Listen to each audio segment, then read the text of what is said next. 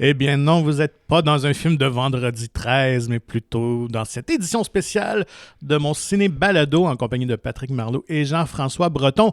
Et on vous réserve un épisode, un hors-série de notre balado usuel pour profiter de l'arrivée d'Halloween qui arrive à grands pas, pour faire un spécial film d'horreur, mais films d'horreur qui nous ont marqués, là, pas un top 5 des meilleurs films de tous les temps, parce que là, on pourrait s'ostiner pendant des heures et des heures, mais on a plutôt pris la route. Qu'est-ce qui nous a marqué, plus jeune ou plus vieux? Donc, on va discuter de tout ça avec vous, peut-être vous donner le goût d'écouter ces films, si ce n'est pas déjà fait, pour une soirée qui c'est Halloween. Alors, Jean-François, je pense que ça a été une tâche ardue. On en discutait avant d'enregistrer cet épisode-là. C'est pas évident là, d'aller chercher nos films les plus marquants. Non, t'as raison. En fait, au début, j'attaquais la tâche un peu comme les meilleurs, puis c'est parce qu'à un moment donné, il y a trop de films. Là. C'est un genre très large, là, on s'entend. Là. Si on avait fait déjà des sous-genres, là, mettons le meilleur slasher ou quelque chose comme ça, mais là, des films d'horreur, il s'en fait quand même des centaines par année. Fait que c'est drôle, d'entrée de jeu, t'as commencé avec Vendredi 13. Mm-hmm. Puis, dans mes nombreux devoirs, je me suis dit, bon, il y a des classiques que j'ai jamais vus. Fait que là, d'ailleurs, à la maison chez nous, là, on commence à trouver que c'est saturé de films d'horreur. Fait qu'il était temps qu'on enregistre pour ça. Puis, j'ai écouté Vendredi 13 très récemment. Je l'avais jamais vu. Le premier. Ouais, exact. Parfait, ouais. Puis, fait que là, tu sais, c'est comme un running gag de film d'horreur, mais je savais pas que ça venait de ce film-là. Fait que... C'est comme la première fois que tu l'entends, tu fais « Ah, c'est cliché », puis je dis « Ben, attends une minute, là, c'est 1980, c'est peut-être eux qui ont commencé ça. » Puis tout voilà. à fait. C'était Harry Manfredini, le compositeur de la musique du film. Et sais-tu qu'est-ce qu'il se dit? Parce qu'il prononce vraiment deux sons très distincts dans cette... Ok, c'est pas chichi-cha-cha. Non, c'est vraiment ma pour kill et mommy. Parce que dans le fond, évidemment, c'est un petit clin d'œil à l'histoire du film. Comme si elle attendrait son enfant. Effectivement, il s'est inspiré justement de cette scène-là où Pamela Voorhees divague un peu et se met parler à la manière de Jason, donc elle entend la voix de son fils. Donc il a pris justement ces mots-là, kill et mommy, et juste pris la première syllabe, qui est ma.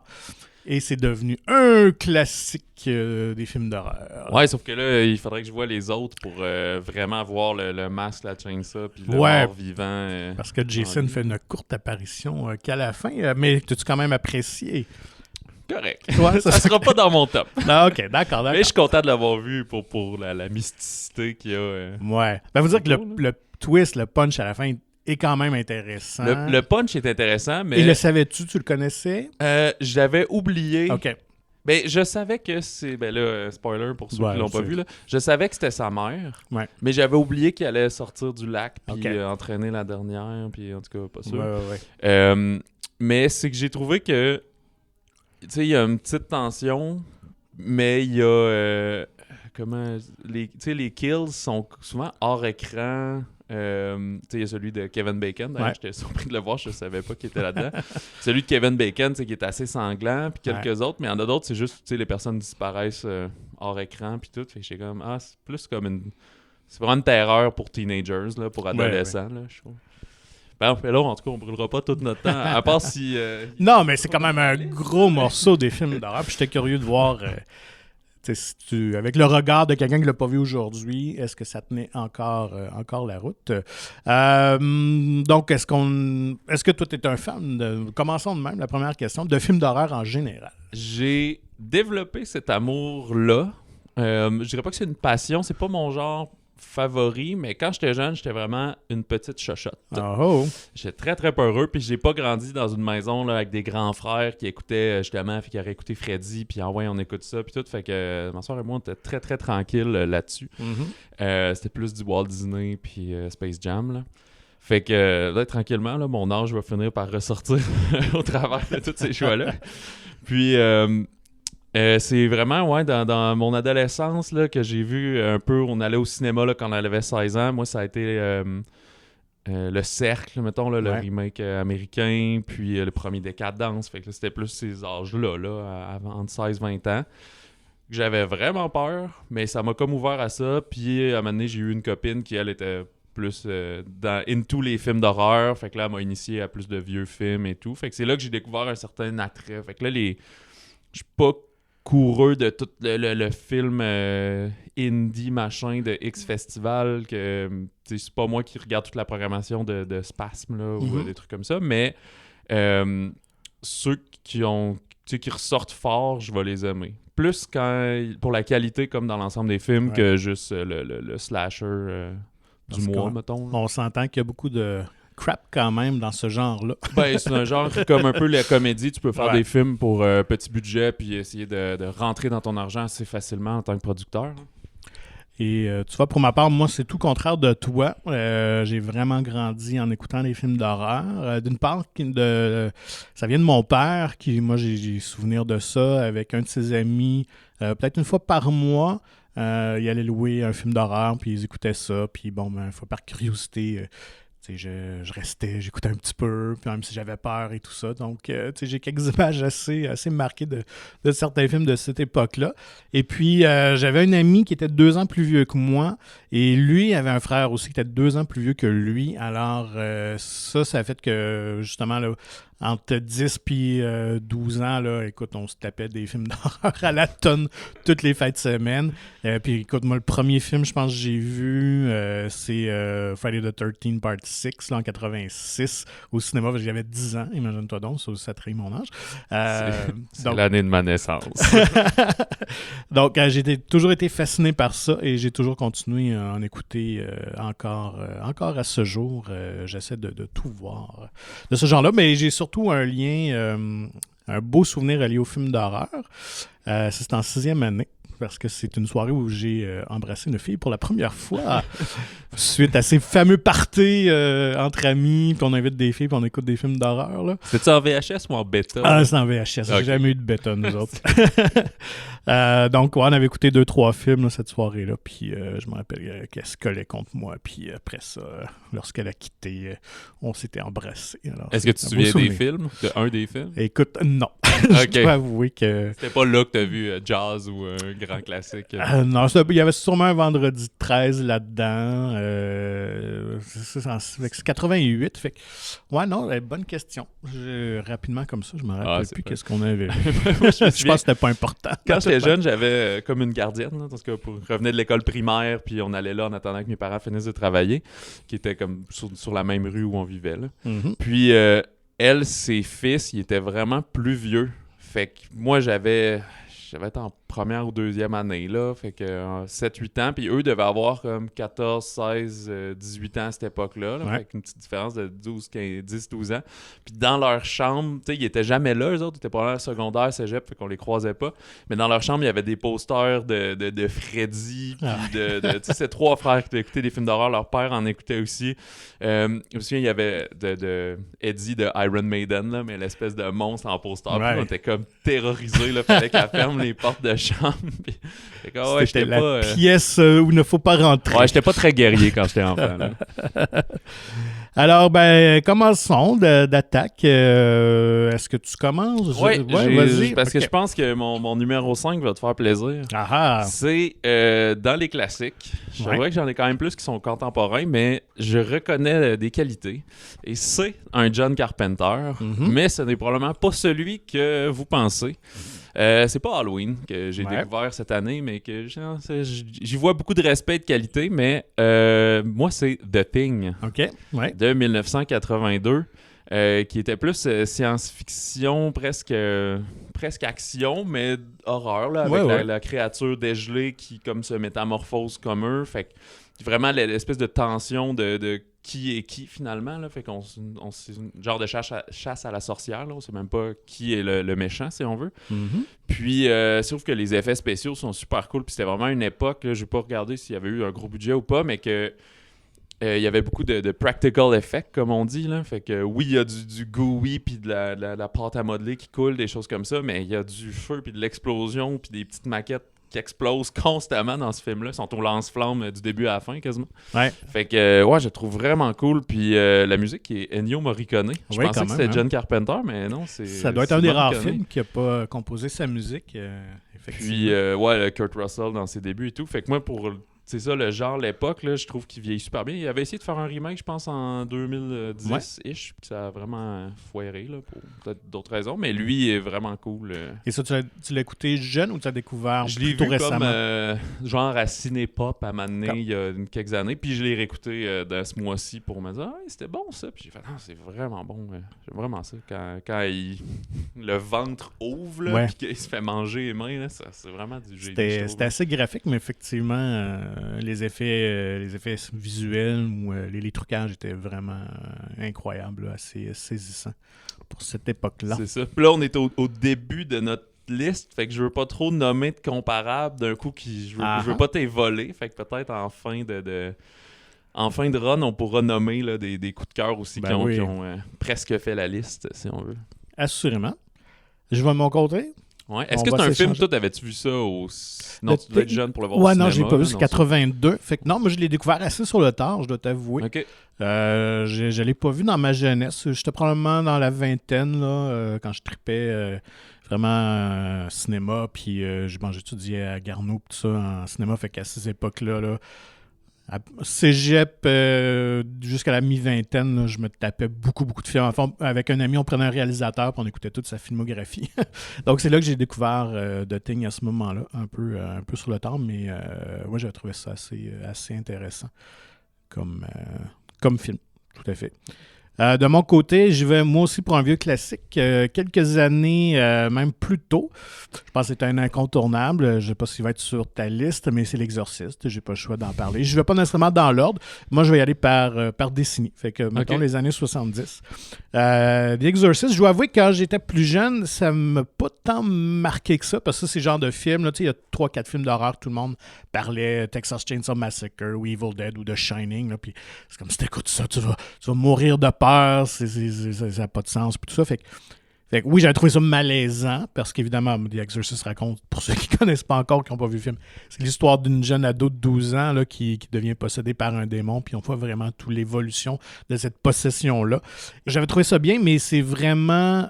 lorsqu'ils l'ont ressorti au cinéma, je pense que c'est peut-être en 2000, au début des années 2000, pour le fameux Director's Cut, qui rajoutait pas grand-chose là, de si extraordinaire, là, mais de le voir au grand écran, au cinéma, là, j'ai compris l'impact que ça avait, parce que c'est vraiment, vraiment impressionnant. Tant le son, la musique, les ambiances, et encore là, les trucages, les effets visuels qui étaient tous pratiques, il n'y avait pas d'ordinateur à ce moment-là, sont vraiment impressionnants et tiennent encore aujourd'hui. Là, si on fait, le réalisateur William Friedkin a fait un job incroyable. Donc, ouais, ça demeure pour moi un film très marquant, mais plus tard. Mais à l'époque, et ce qui est fascinant de voir, c'est que lorsque c'est sorti dans les années 70, en 73, les gens allaient au cinéma, ils tombaient sans connaissance, ou ils sortaient de là. Ça a été vraiment un des plus gros films, en fait, un des films les plus populaires à ce moment-là, avant qu'il soit battu par Jaws, E.T., toute la revue de Spielberg, Lucas, mais c'est un film qui a vraiment marqué l'imaginaire, la culture populaire, et il n'y a plus de ce genre de film-là qui marque autant, je pense. Là, peut-être aussi parce que l'offre grandit. Là. J'enlève rien au film, mais quand on compare des fois, il y a 30-40 ans, on avait accès à beaucoup moins de films au grand écran. Là. Oui, puis ce genre-là débutait aussi. Fait qu'il n'y avait pas une grande offre de films d'horreur. Et c'est un film d'horreur très réaliste. Et là, t'amènes tout l'aspect de religion. Évidemment, les gens étaient beaucoup plus pratiquants, croyants à cette époque-là. Donc, ça venait les confronter dans leur valeur. Surtout que c'était vendu un peu comme une histoire vraie, là, inspirée d'un vrai cas, supposément, là, parce que c'est basé aussi d'un roman. De William Peter Blatty. Donc, L'Exorciste... il est pas dans ma liste. Okay. J'y ai pensé. Moi, je l'ai vu, j'avais à peu près 16 ans, justement, à cette époque-là, t'es ado, puis même si ça te tente pas, ben tu dis « Oh oui, on va louer un film d'horreur. Oui, ça me tente. » Fait que j'ai eu la gang... Hey, j'avais eu la pétoche, là. Je me souviens, là. J'étais le premier qui avait remarqué que il y a comme des fois des flashs un peu démoniques, là, juste quelques frames un peu, là. Puis là, je dis, hey, vous avez pas vu ça? Puis là, t'es comme, non, reculez, mais je le regarde pas. Puis là, je refermais. Puis là, tout le monde capotait. Le visage du fameux démon Pazuzu qui possède Reagan McNeil. Donc, au cinéma, c'était, imagine-toi, là, on le remarque rapidement à la télé, mais sur le grand écran, là, et que ça rentre dedans, puis tu fais un saut. Ben, il faudrait que j'y redonne, je le réécoute, genre, je pense que, surtout maintenant que je suis plus stable émotionnellement face à la peur, plus raisonnable. Ouais, je pense que j'apprécierais plus aussi le point de vue technique. Là, j'étais juste emporté, terrorisé dans l'histoire. Là. Parce que comme j'imagine la fille qui descend les escaliers à l'envers, c'est une vraie, sûrement contorsionniste qui ont fait ça, puis qui l'ont remis un peu en accéléré ou quelque chose Ouais, comme ça, ça. c'est inclus maintenant dans la version longue. Fait que ça a été retouché un peu là, par ordinateur. Il y a 2-3 petits trucs lorsqu'ils l'ont ressorti, là, qui est devenu la version, je pense, définitive. Mais la scène avait quand même été tournée, effectivement, là, avec une contorsionniste à l'époque.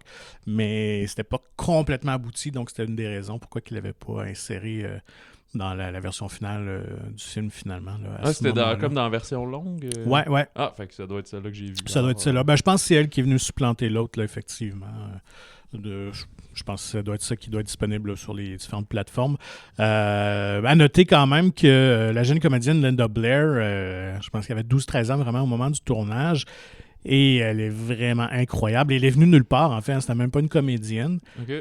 C'est sa mère. Elle a fait une mannequin, mais faisait un peu des trucs très, très locaux là, dans l'État de New York et tout ça, qui s'est présenté dans le bureau du réalisateur William Friedkin, puis qui a juste poussé pour que sa fille ait le rôle. Puis tout de suite, en la voyant, il trouvait que oui, elle avait quelque chose d'intéressant, une certaine spontanéité, innocence. Et il lui a demandé, ouais, tu es au courant du film, du scénario, de l'histoire? Elle a dit, oh oui, j'ai lu le roman, puis il n'y a pas de problème, là. C'est une fille qui devient possédée par le démon, puis tout ça, puis OK, puis c'est quand même des trucs un peu hard, puis tout ça, là, tu sais, fait que surtout la fameuse scène de masturbation avec le crucifix, ouais. Puis tu sais quoi la masturbation, puis ça, puis elle dit, ah oui, y a pas de problème, puis je veux dire, je l'ai déjà fait, puis tout ça, tu sais, fait que, tu sais, vraiment, aucune, avec le réalisateur, l'a trouvé vraiment cool, fait qu'il a donné le rôle comme ça. Puis même chose, en fait, Jason Miller aussi, qui fait le père Carras, avait jamais joué dans un film, c'est un acteur de théâtre et même avant tout un dramaturge. Puis c'est William Peter Blatty, le producteur et scénariste, qui l'a vu à New York sur scène, sur planche, puis il a dit hey, il nous faut ce gars-là dans le rôle. Fait qu'il y a quand même des petits trucs intéressants. Et Max von Sydow, qui joue le prêtre, le fameux acteur fétiche de Bergman, imagine-toi donc, il avait juste 44 ans dans le film, donc ils l'ont vraiment super bien maquillé, parce qu'on pense toujours qu'il est vieux.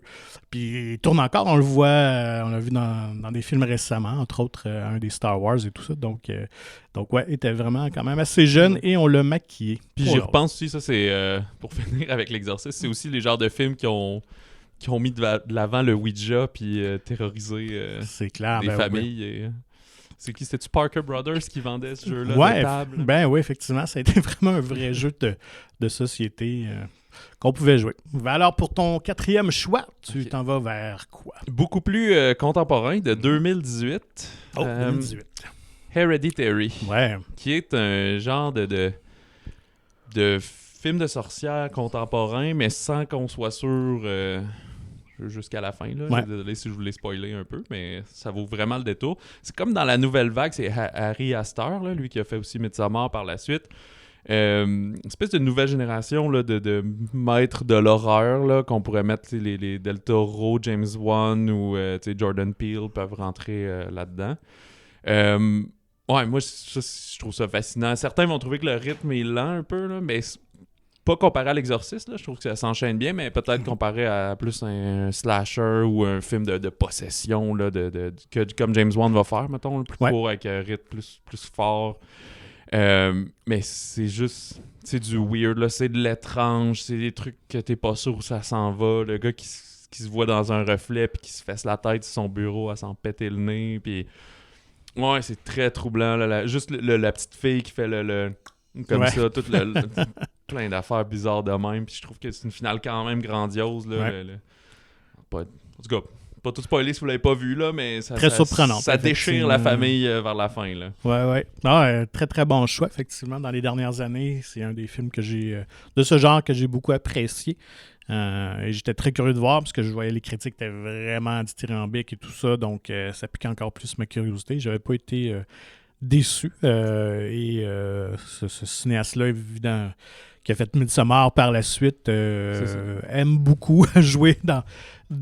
réinventer un peu le genre, mais jouer dans les malaises, jouer dans ce qui est troublant, nous montrer des images chocs qui déroutent. Donc, si vous aimez vos films d'horreur un peu plus particuliers, ça un peu vaut la sournois, là. peine. Ouais. Puis Toni Collette, dans le rôle de la principale de la mère de famille, elle est toujours excellente. Tout à fait. Incarnée là, autant dans des comédies, ou ça je l'ai connue dans Little Miss Sunshine, là, qui est autre chose complètement, mais ouais, c'est vraiment bon. Alex Wolff, qui était dans ses premiers films aussi, l'adolescent à cette époque-là.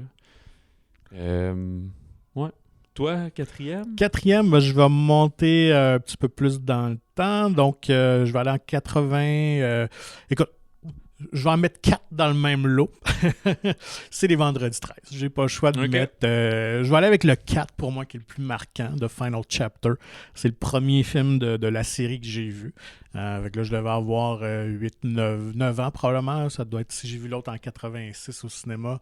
Fait que c'est dans ces années-là, lui est sorti en 84, fait que je l'avais vu en location, fait que probablement en 85. J'entendais parler, évidemment, le plaisir que vous, maintenant, les jeunes, ne pouvez pas connaître, c'est d'aller dans les clubs vidéo puis de voir les fameuses pochettes de films. Écoute, tu te promenais là-dedans, et surtout les films d'horreur, quand même, il y en avait des très punchés. Et souvent, on louait le film parce que j'étais dans la pochette. Écoute, elle était géniale, puis tu écoutais le film, c'était super drôle. Il y a beaucoup de films petite parenthèse, de série B aussi, que c'était des visuels graphiques là, épatants. Je me souviens plus du nom de l'illustrateur, il en a fait beaucoup. Puis les films, c'était des tas de boîtes. Là, vraiment. Là, ouais. Mais le fameux masque d'hockey sur la pochette du Vendredi 4 m'intriguait, et ce même ami-là, donc qui était un peu plus vieux que moi, je pense qu'il avait déjà vu un ou deux de la série. Fait que finalement, on regarde le 4, qui devait être le dernier film vraiment de la série à ce moment-là. Parce que les Vendredis 13, qui étaient produits par Paramount, il y avait comme une drôle de relation amour-haine vers cette franchise-là avec les hauts dirigeants. C'est que les films étaient très rentables commercialement, mais en même temps, c'était vraiment pour eux de la bouette. Là, c'était vraiment pas prestigieux de faire ces films-là. Puis ils en avaient un peu honte. Ils étaient comme gênés. Ouais, tout à fait. Donc, ils se sont dit, OK, on va vraiment clore la série. Là, Jason va mourir à la fin et tout ça. Et d'ailleurs, dans le Vendredi 4 de Final Chapter, c'est ça. On va vraiment Jason mourir de sa première mort, parce qu'il va revenir plusieurs fois par l'après. Mais ce qui était intéressant, c'est qu'il y avait un jeune garçon qui était le protagoniste, qui était joué par Corey Feldman, un des beaux deux Corey de l'époque. Corey Feldman qu'on a vu dans Lost Boys, License to Drive, après ça, dans la fin des années 80, dans Stand By Me aussi. Donc, d'avoir un jeune garçon, là, je pouvais m'identifier encore plus à lui. Il y avait une espèce aussi de chasseur là, qui, je pense que c'était sa sœur qui avait été une victime de Jason dans un des premiers films, donc il essayait de le traquer et tout ça, donc il y avait vraiment des personnages plus intéressants. C'était beaucoup mieux joué, honnêtement. Les comédiens, je pense que c'est pas peut-être le film qui a les meilleurs comédiens.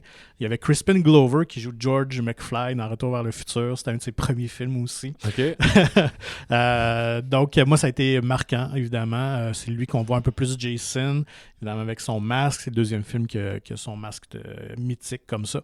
Donc, ça m'a vraiment marqué. Et je mets les 4 premiers parce que pour moi, c'est vraiment un tout. C'est vraiment les meilleurs films, parce qu'après ça, ça va juste dériver vers n'importe quoi. Donc, si vous avez jamais vu les Vendredis 13, je vous suggère vraiment d'écouter les 4 premiers qui forment. Faut pas commencer avec Jason X. Non, vraiment pas. Écoute, je vais même pas là. Pour moi, ça n'existe même pas dans ma conscience. Mais est-ce que tu peux pas t'empêcher de les voir maintenant, vu que c'est une saga qui... J'y réécoute aux 4-5 ans. Ouais, mais les post le 4, les plus vieux... Freddy contre Jason, puis Jason ouais, X, je dirais le 6, c'est quand même potable, parce que là, on est un peu plus dans la comédie. Là, on sentait l'influence des Nightmare on Elm Street et tout ça. Donc, il y a comme un deuxième niveau qui est quand même le fun. Et on revoit le personnage de Tommy, joué par Corey Feldman. C'est le seul personnage qui revient dans 3 films. Fait qu'il y a une certaine évolution avec lui. Fait que c'est un personnage que j'aimais beaucoup. Donc, c'est probablement le seul. Les autres, écoute, peut-être une fois ou 10 ans, là, quand j'ai vraiment le goût de tout me retaper, mais vraiment de force pour les derniers de la série, là, qui sont vraiment atroces. Fait que c'est pour ça que tu as insisté qu'on en parle en début. Ouais, voilà. C'est correct. Je vais me donner je vais donner une chance, mais je vais prendre le temps d'écouter au moins 2, 3, 4 à ce moment-là pour poursuivre dans le tcha-tcha-tcha. Ça reste, j'imagine, un peu comme le Halloween, ça reste la musique d'intro. Tout à fait, c'est... oui, tout à fait. On est vraiment dans la même ambiance. Je te disais même le 2, à la limite, est pratiquement un remake du 1, là, mais là, avec Jason au lieu de sa mère Pamela. Et d'ailleurs, un peu comme Halloween, rapidement, c'est que la série était prévu comme une espèce de série d'anthologie. Donc, on voulait vraiment faire des films différents à chaque fois sur le thème de Vendredi 13. Mais tu l'as mentionné dans l'intro, quand Jason est arrivé à la fin et qu'on laisse planer qu'il existe peut-être, parce qu'on voit les petites bulles à la surface de l'eau et tout ça. Donc, ça a vraiment un gros impact sur l'aspect commercial du film et sur les fans. Donc, c'est là que les producteurs ont dit, ben là, il faut ramener Jason dans le 2. Là. Okay. Et là, le Sean S. Cunningham, qui était le réalisateur du film, ben, lui, il avait aucune idée. Parce que c'était vraiment comme une joke à la fin. En fait, ça, c'est inspiré du film Carrie, que je sais pas si tu as déjà vu. Non, mais je connais. Donc, il y a une espèce de punch à la fin, puis ils se sont dit, ben, il nous faut quelque chose parce que la première version du montage se terminait vraiment avec le personnage d'Alice dans l'eau, dans la barque et tout ça. Tout va bien. Tout va bien, ça se termine comme ça. Tout le monde est mort, mais en tout cas, pour elle. Mais il nous faut comme un autre truc, un dernier jump, et ça, finalement, ben, ils ont dit, OK, on va faire Jason qui sort de l'eau, puis finalement, ben, il est revenu plusieurs fois. Puis, est-ce que tu sais, juste... vu que tu l'as mentionné, Paramount voulait arrêter. Ouais. Mais est-ce que c'est eux qui ont gardé la franchise quand même? Tout à fait. Ben, écoute, quand ils ont vu les recettes quand même du 4e, ils se sont dit, écoute, ça n'a pas de sens. Ah, puis des fois aussi, c'était un changement de chaise. Là. Fait que tu sais, à la tête de l'entreprise, ça change, puis d'autres font non, on sort ça des boulamites, puis on continue. C'était pas vrai que c'était le final chapter. Donc non, ils ont fait les 8 premiers films, puis après ça, c'est, je pense que c'était New Line qui avait ramassé les droits. Donc c'est une des raisons pourquoi que Jason et Freddy ont pu être dans le même film, coexister, parce qu'évidemment, Freddy était le visage de New Line Cinema, celui qui a bâti ce studio. Là. Puis, si je poursuis, là, dans un genre un peu différent, mon numéro 3, c'est... dans la comédie d'horreur, mais c'est vraiment un style que j'aime, mais il y a des bons puis il y a des très mauvais films. Là. Je sais pas s'il y a des très bons, mais en tout cas, il y a des bons puis il y a des très mauvais, assurément. Mais dans ceux-là, je trouve que la comédie n'empiète pas trop puis l'horreur reste fort. J'ai pensé au bon Sam Raimi, mais on s'en était parlé un peu avant. Ce n'est pas Evil Dead. Je l'ai réécouté. C'est quand même vrai que ça crie pas mal tout le temps. Ça n'a pas bien vieilli. Soyons honnêtes. J'ai écouté le 2, puis je voyais Michel Courtemanche, là, c'est pas pour le dénigrer, mais j'étais comme, c'était tellement comme un peu burlesque, là, comme son jeu et tout. J'ai eu du fun, mais je fais comme, non, il y en a un autre qui est plus punché que ça, puis que moi, il m'a marqué. C'est en 2009, c'est Drag Me to Hell de Sam Raimi, que justement, je trouve qu'il y a des choses super drôles comme, tu sais, le concept, là, c'est comme la vieille grand-mère gypsy qui a pas eu son prêt à la banque, fait qu'elle veut hanter finalement la jeune banquière, là, qui veut se faire une carrière. Mais tu sais, juste le fait que, tu sais, il y a des jumpscares avec un mouchoir qui vole dans le vent, il y a à un moment donné, il y a beaucoup d'affaires dégueu dans ce film-là, comme des espèces de vomis d'insectes, d'œil dans la bouffe, de plein de mouches partout, quand il liche le menton, là, avec son dentier pété, tu sais, des affaires grotesques comme ça, mais il y a une musique, c'est vraiment forte, tout au long du film, super orchestrale. Je trouve que c'est vraiment bien fait, peut-être parce qu'il y avait plus de moyens aussi à cette époque-là. Et il y a encore beaucoup d'effets pratiques. Je trouve que comme dans tout le cinéma, là, à ces années-là, 2005-2010, là, on est beaucoup tombé dans « on va faire ça en CGI, on va faire ça en effet après. » Puis c'est comme si le budget ou la technologie n'était pas tout à fait au rendez-vous. C'est là que ça a l'air cheap. Fait qu'il y a encore beaucoup de « non, on va la lancer pour vrai dans une armoire qui va revoler, puis on va faire foncer des chars pour vrai. » Puis c'est vraiment cool, là. Tu sais, le setup à la fin, le cimetière boiteux, puis toutes ces affaires-là, tu vois que ça devait être rough pour la comédienne, là, qui d'ailleurs, c'est comme elle a pas fait beaucoup de cinéma, là, ce rôle titre-là, puis sinon, je pense qu'elle a plus galéré là, dans des rôles secondaires puis des films de série B, pas mal. Un choix, qui étonne, mais effectivement, c'est un film qui est très sous-estimé. Je pense qu'il n'a pas eu succès escompté. Pourtant, c'était un retour aux sources de Sam Raimi. Suite après la trilogie Spider-Man, dans le fond. Je pense que pour lui, ça a dû être thérapeutique, surtout après Spider-Man 3, là, que ça a été très compliqué à faire et tout ça. Donc il retournait au genre de film d'horreur. Puis on sent ça touche, effectivement, avec un peu plus de moyens. Donc peut-être un plus abouti nécessairement que les Evil Dead qui avait été tourné là, avec les moyens du coin. Donc, Puis j'ai hâte de voir aussi parce que je me souvenais plus, mais il a pas fait grand-chose. Là. Il a fait un peu d'épisodes télé de quelques séries.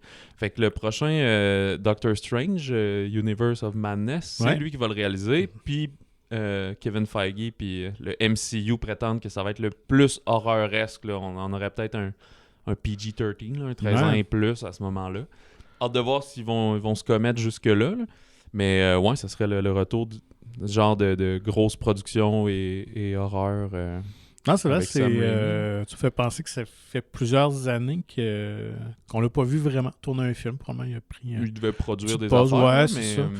Évidemment, le remake de Evil Dead qu'il y a eu il y a quelques années et tout ça. ben ouais, à la télé, là, je pense qu'il est producteur là-dessus. Mm. Puis il a réalisé peut-être 1 ou 2 épisodes là, de Ash vs Evil Dead. Ah, ok, puis le remake de 2011 c'est Ouais, vrai, c'est de ça. Evil Dead, ok. Beaucoup plus gore Ouais. que comique. Que moi, j'avais bien aimé, honnêtement. Je trouve que refaire des films comme ça, iconiques, c'est pas toujours évident, mais je pense que c'était une des bonnes... Ben, je l'ai des pas bons vu, jeux mais coquettes, de la bande-annonce et de la promo, je me souviens qu'au moins, ils ont décidé de prendre une avenue différente. C'est plutôt dire, hey, on va retrouver un comédien qui va être drôle puis cabotiner, puis on va mettre Will Ferrell ou ça de même dans le bois. Andy Samberg, genre, puis vas-y, tu vas être funny, puis tout. En fait, non, on va prendre la même histoire, mais super gore. Il est très sombre et plus sérieux, Ouais, c'est effectivement. ça. Fait que là, à ce moment-là, l'idée de faire un remake devient pertinente. T'sais, souvent, petite parenthèse de jugement personnel, on fait des remakes de bons films, mais en fait, c'est des remakes de mauvais films qu'il faudrait faire pour dire « Ah, l'idée était bonne, mais la réalisation était boiteuse » ou peut-être à l'inverse, fait qu'on va tighter le tout, resserrer pour que ça se tienne. Quand tu prends un film qui a été excellent, finalement, c'est juste une raison pécuniaire de le refaire, là, de dire « Ah, mais ça a fait de l'argent il y a 30 ans, on pourrait le refaire aujourd'hui avec une belle face, puis ça va refaire de l'argent. » C'est là souvent qu'on dit « Non, là, c'était pas nécessaire ce que tu as fait. » là. Ouais, c'est un très bon point. Et écoute, Vendredi 13 fit là-dedans parce qu'il y a une mode de refaire tous ces classiques-là dans les dernières 10-15 ans à peu près. On a vu Texas Chainsaw Massacre, Friday the 13 et aussi mon prochain choix. On reste dans les mêmes années, Nightmare on Elm Street. J'ai pas le choix d'aller avec Freddy Krueger quand Ouais, je même. respecte ça beaucoup. Surtout le premier. Mais encore là, les 4 premiers font un tout qui est assez intéressant. Je pense que ça s'écoute. Après ça, ça va vraiment vers autre chose et c'était rendu la caricature. Mais le premier demeure... C'est le seul film encore à ce jour qui m'a fait faire des cauchemars, des films d'horreur. Parce que très jeune, moi justement, j'étais très brave. Ça me faisait pas peur. J'étais très conscient que c'était du cinéma et tout ça. Mais j'en ai fait quelques bons avec Freddy, là, qui était assez en plus, marquant. qui se déroule dans les cauchemars. Voilà. Fait que c'est sûr, tu peux ne pas y penser de la journée, mais quand tu vas aller te coucher, ça t'as pas le reste choix. dans le Là. subconscient quelque part. Écoute, évidemment, ça raconte Nightmare on Elm Street. Le fameux Freddy Krueger, un abuseur tueur d'enfants qui est brûlé par des parents et vient se venger sur leurs ados plusieurs années après. Donc, tout avait été brûlé, donc évidemment tout défiguré. Et son fameux gant avec des lames de rasoir, qui est vraiment une trouvaille visuelle incroyable. Le chandail rayé aussi qui clash là, comme vert et rouge. Tout à fait. Et c'était voulu, justement, Wes Craven savait pertinemment bien que visuellement, ça créait quelque chose là, dans notre psychologie. Donc, vraiment travailler le soin esthétique, le look de Freddy Krueger. Donc, vraiment un film c'est très imaginatif pour l'époque. Encore là, tourné à très petit budget, mais visuellement, c'était incroyable. Là, la scène du premier meurtre là, de la fille de Tina dans le lit avec son chum, où elle monte au plafond, puis elle se fait ouvrir la poitrine, puis le sang gicle de partout et tout ça. Il y a puis beaucoup de fluide dans ce film. Ouais, aussi, oui, évidemment. D'hémoglobine. Johnny Depp, qui était à ses débuts aussi, une mort assez sanglante. Ouais, c'est ça, tantôt, on parlait de Kevin Bacon qui a débuté dans... Vendredi 13, puis là, c'est Johnny Depp dans celle-là. Oui, lui, c'est le pire. C'est un volcan de sang. Là. Un jet. Et Johnny Depp s'est retrouvé dans ce film-là à cause de la fille de Wes Craven, qui était une ado. Et lorsqu'elle a vu passer, tu sais, quand ils testent, font du casting, tout ça, donc elle voit les auditions, des photos. Et lorsqu'elle a vu Johnny Depp, elle a dit « Papa, t'as pas le choix, faut que tu le prennes. » Il est trop beau. Ouais, là, voilà. Ça a fait son succès quand même. Ouais, donc Robert Englund est juste jouissif dans le rôle de Freddy Krueger, qui n'était pas un choix évident parce que lui, c'était fait connaître à ce moment-là. Il jouait dans la mini-série V. Il y a eu 2 mini-séries à la télé qui ont marqué vraiment l'imaginaire. Là. C'était la série de science-fiction avec des hommes lézards qui débarquent sur Terre puis ils nous envahissent en secret et tout ça. Il y avait un rôle plus drôle, justement, un peu plus humoristique là-dedans. C'était un peu comme le clown de service, mais il a réussi à faire une audition vraiment incroyable. Il a bluffé Wes Craven. Il désirait vraiment ce rôle-là. J'avais vu en entrevue, puis il avait vraiment un scénario. scénario. Donc, il est allé puiser en lui une force un peu plus obscure pour incarner ce Freddy Krueger-là, qui, ce que j'aime un peu à la manière des premiers Vendredi 13, du premier Halloween, c'est qu'il demeure dans l'ombre, on le voit peu. Il prend pas toute la place, et c'est le problème de ces franchises-là, c'est qu'une fois que les films ont tellement de succès, on décide de mettre de l'avant ces personnages-là, les Jason, les Freddy et tout ça, mais ils deviennent finalement juste plus caricaturales et on n'a plus peur d'eux. Ouais. Et même Freddy devenait, rendu au 4e, 5e film, c'était vraiment la tête d'affiche, là. Il faisait ses jokes, puis il était partout, il était même à la télé, il faisait des talk shows, tout ça. Robert Englund déguisé en Freddy. Ouais. Quand on vendait des poupées Nightmare on Elm Street, je me rappelle, qui avait été retiré du marché parce que les parents avaient capoté, mais j'avais eu la chance d'en obtenir une. Vraiment une poupée, écoute, quand même 12 pouces, là, assez réaliste. Avec ses paroles, écoute, c'était assez dément. Donc... Il y avait des petites planches dans le dos. Oui, puis il y avait ça, quelques répliques. Digne des Simpsons. Ouais, comme Woody, finalement, c'était comme un Woody, mais Freddy Krueger. C'est bon. Hey, ça me rappelle, je veux pas passer mon temps à revenir en arrière, mais dans Drag Me to Hell, il y a quelque chose qui m'avait marqué, puis c'est qu'il y a une scène d'horreur de jour. Tu sais, elle se fait pourchasser par des esprits, puis à un moment donné, même si c'est des ombres, puis qu'il y a un démon qui veut venir chercher son âme, à un moment donné, c'est le jour, il y a des branches qui claquent dans les fenêtres, elle monte à l'étage, les ombres s'en prennent à elle et tout.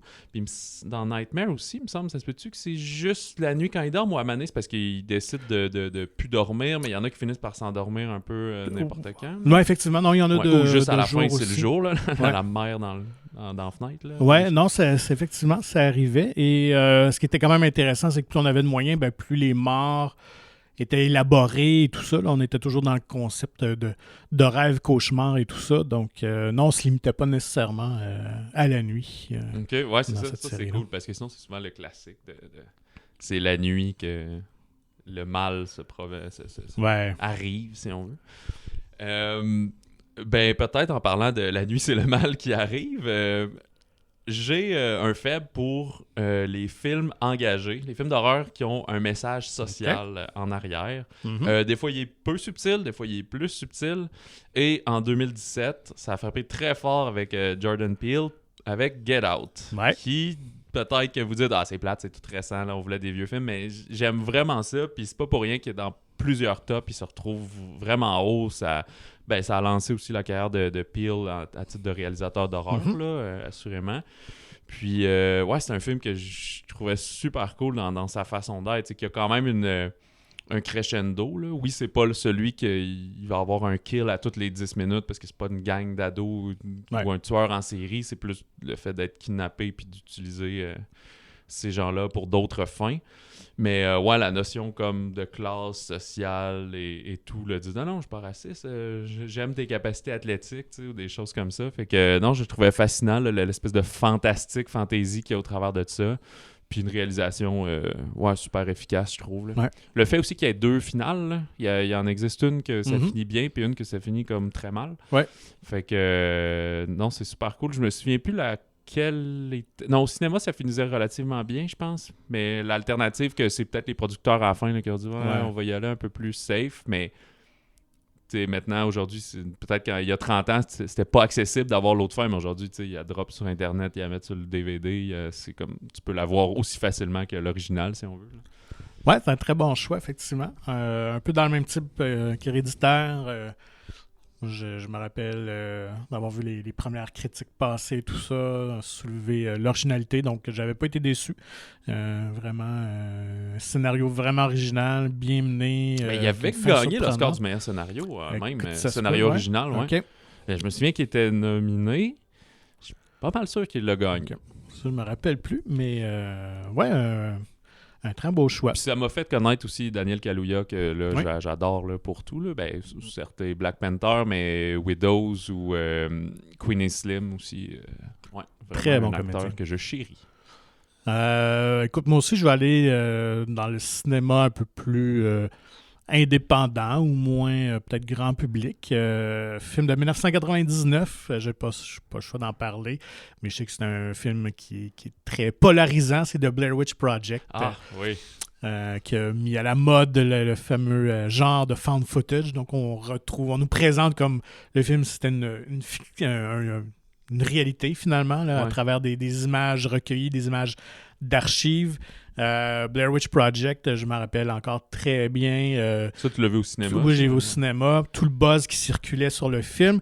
C'est le premier aussi vraiment à utiliser les réseaux sociaux. On était dans le début beaucoup de blogs. Là, des blogs, puis Internet là, commençait vraiment à s'implanter.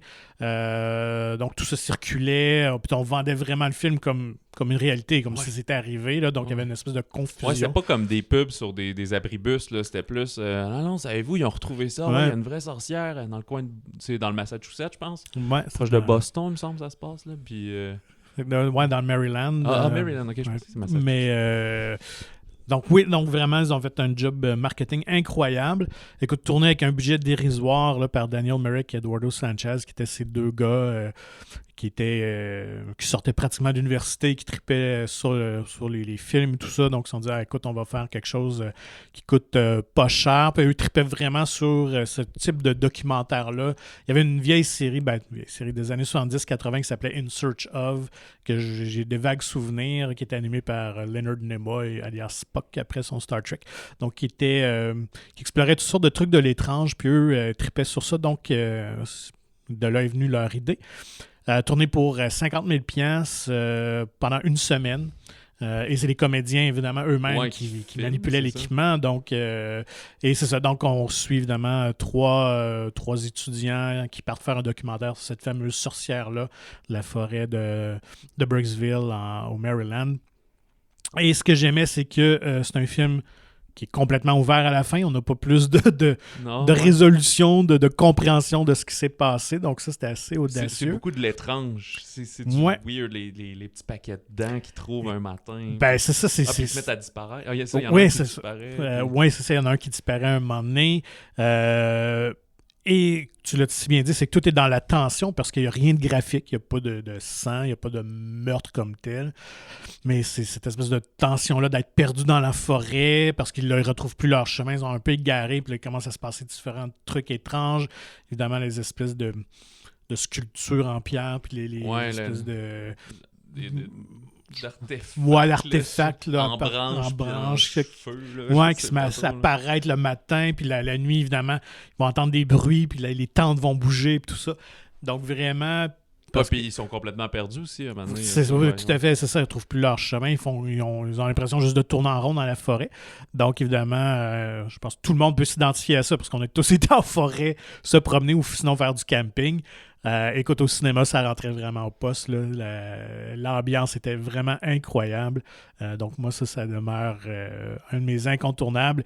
Et malheureusement, c'est le genre de film qui a moins d'impact quand tu le réécoutes à la télé. Tu sais, je vais le faire peut-être une fois aux 7-8 ans, là, mais c'est pas le même plaisir que de revoir en salle. C'est aussi, je crois que c'est quand même un film que la première fois sera jamais égalé. C'est clair.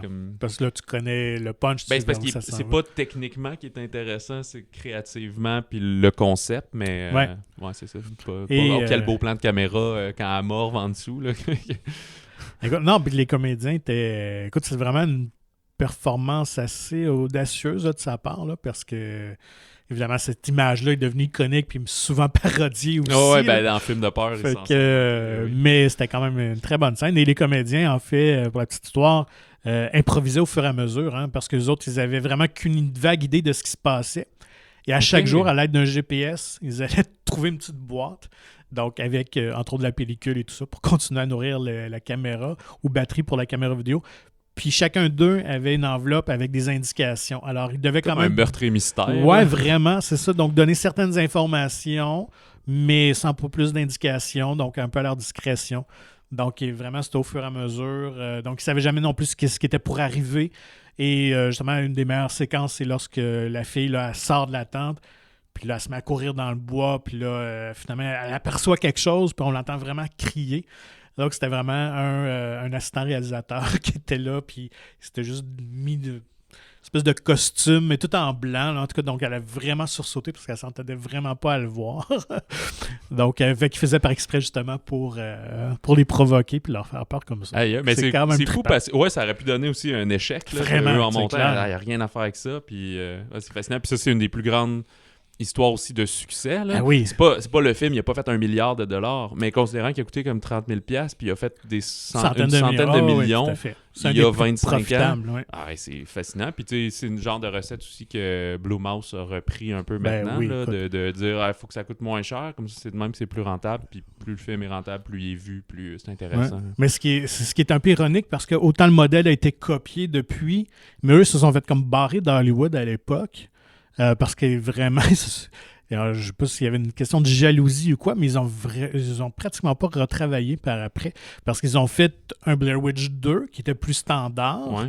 et ça n'a pas fonctionné, ça a été vraiment un échec, et là, on dirait que les portes se sont fermées. Fait que c'est quand même un peu injuste. On dirait que Hollywood jalousait leur succès. Ouais, ils n'ont pas vu le potentiel des rentrées dans le moule un peu. Puis je me dis, vous faites vos affaires. Ouais. Tu sais, puis... Ouais, il y a du monde qui ont dû être contents qui se plantent avec le 2. Puis, C'est clair, parce que tout le monde avait passé sur c'est le pas projet. ça le là. cinéma. C'est pas comme ça qu'on fait. Ouais, vraiment, oui. Ça reste traditionnaliste. Puis c'était vraiment un petit studio artisan qui a fait son argent avec ça, qui a ramassé les droits lors d'une projection à Sundance, parce que ça a été un succès fou à Sundance. Il y a eu un buzz. Ouais.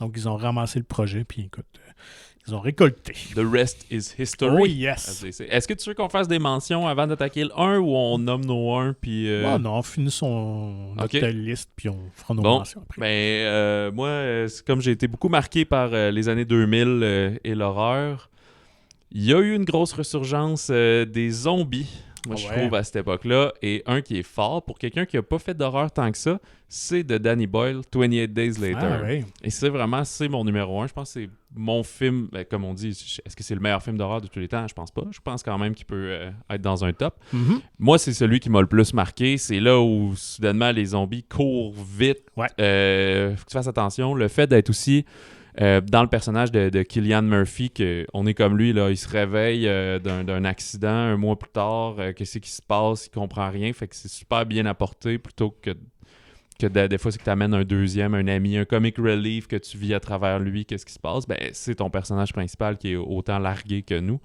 Je trouve ça super efficace, là, comment il se retrouve. Et aussi, moi, c'est une des premières fois que je voyais... c'est pas juste du mal qu'il faut que tu te méfies, là. Dans ce cas-là, des zombies, c'est comme...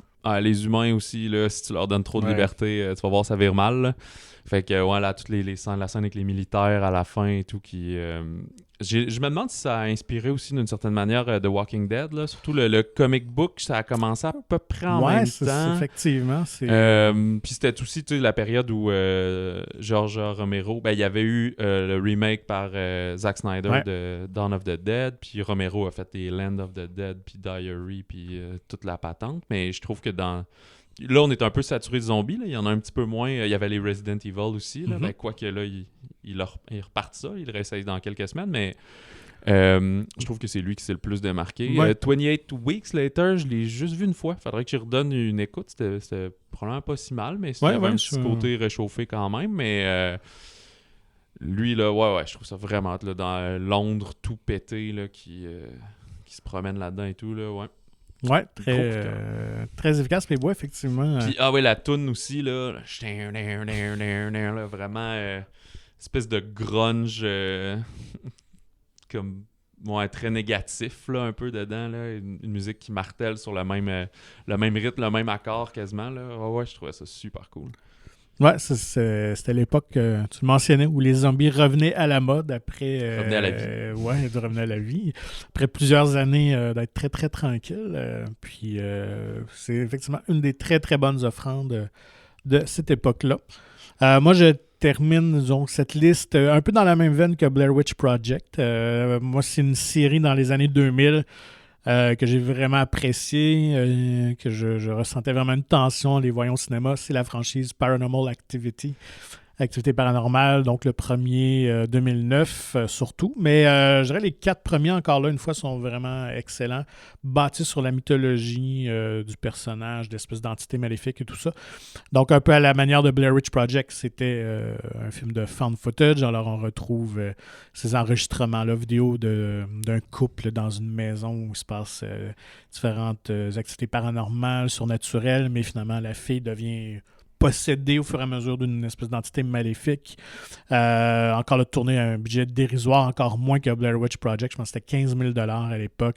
Encore là, tourné en une semaine par Oren Peli, qui essayait de se faire un nom à Hollywood. Donc, emprunté la recette de Blair Witch. Et encore une fois, un des rares, parce qu'il y en a beaucoup, je pense qu'ils rêvent à ce succès-là immédiat de tourner un petit truc, puis finalement on devient riche, puis le porte d'Hollywood s'ouvre. Donc, lui, il a réussi quand même, et non les moindres, parce que c'est avec DreamWorks, c'est Steven Spielberg quand même qui avait déniché le film, qui avait vu la vidéo passer. Le cinéaste avait envoyé des copies de DVD de son film un peu partout.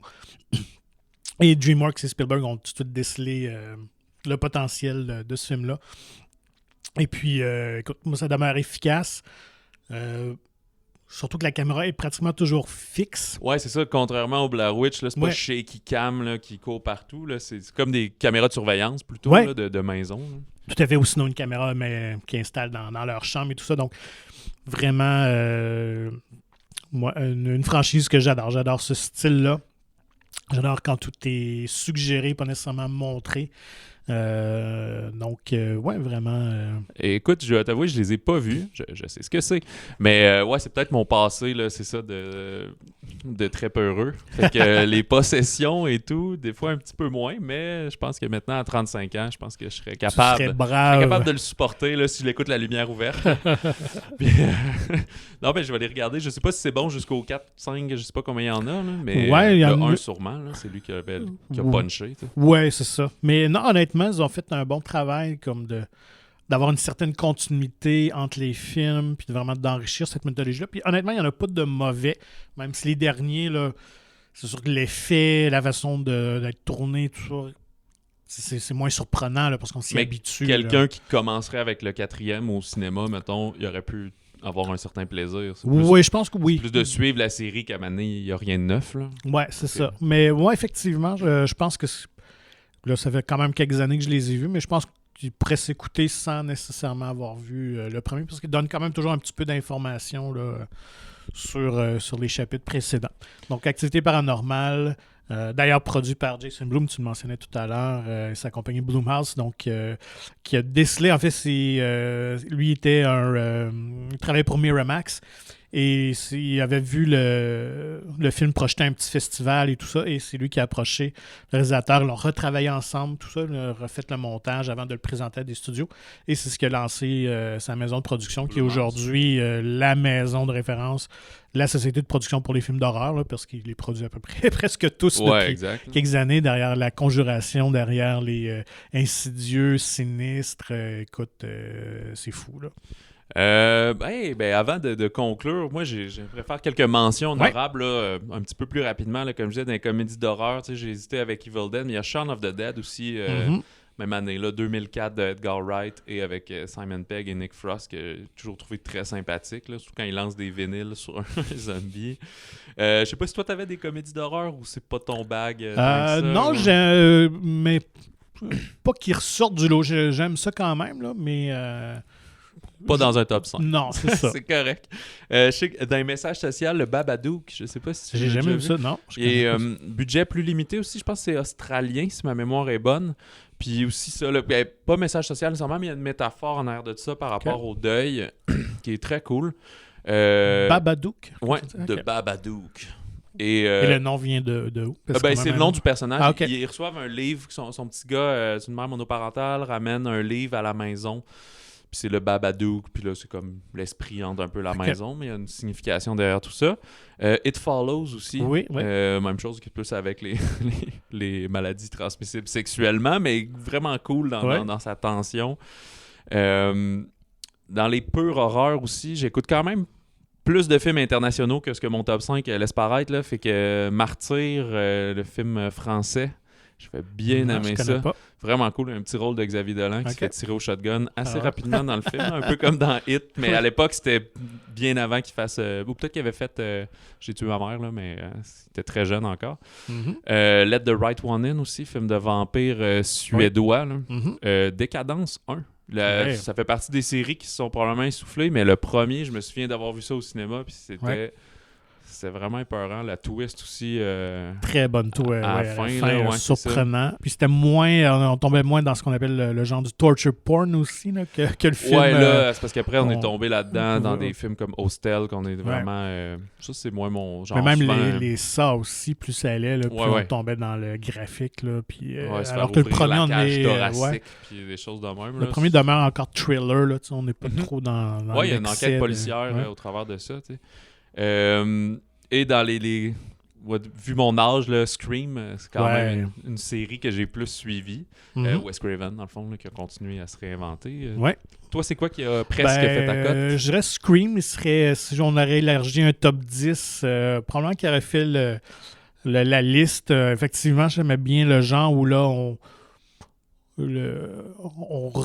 pas parodier, mais on posait un regard un peu deuxième degré sur le genre du slasher film, là, où justement la fameuse séquence où le personnage de Jamie Kennedy explique tout là, comment survivre et tout ça, un film d'horreur. Mais, donc je trouvais ça génial. Et la scène d'ouverture avec Drew Barrymore, qui est vraiment une scène d'anthologie encore, là, c'est réussi. Donc c'était le grand retour en forme justement de Wes Craven qui avait fait les Nightmare on Elm Street, avait fait le premier et le dernier à ce moment-là. Wes Craven's Nightmare. Déjà dans ce film-là aussi, on avait un deuxième degré. Scream, le premier Halloween, moi je dois le mettre aussi dans mon top 10. Je l'avais pas mis top 5. Un film à l'époque que j'avais trouvé bien, mais que j'ai vraiment apprécié avec les années. Au fil du temps, plus je le réécoute, plus j'adore. J'adore toute la mythologie entourant Michael Myers, justement, qui demeure juste une incarnation du mal, mais très humain. Il n'y a pas de pouvoir surnaturel, juste fou. On ne connaît pas ses motivations, ne parle pas. Donc, j'adore la nouvelle trilogie là, qui est en cours aussi. Je mettrais aussi The Ring de 2002. Ouais. Que j'avais bien aimé, que j'avais vraiment trouvé creepy. C'était bizarre, les images très cryptiques et tout ça. Là, donc, c'était assez malaisant. J'ai pas vu l'original, par contre. Moi non plus, j'ai jamais vu. Donc, vraiment. Et je mettrais peut-être La Conjuration, le premier, dans les plus récents. Les films de possession, tout ça, de démons, c'est un peu moins ce que je traite. Ou quand c'est très subtil, comme Blair Witch Project ou Paranormal Activity. Mais je trouve le premier Conjuration, on demeure encore là, un peu dans... Sans tomber l'excessé que les autres films vont avoir de la série, là, ça demeure dans le plausible. Ouais, c'est ça. Moi, j'ai juste vu le 2, puis c'est ça. Qui est déjà là, ça...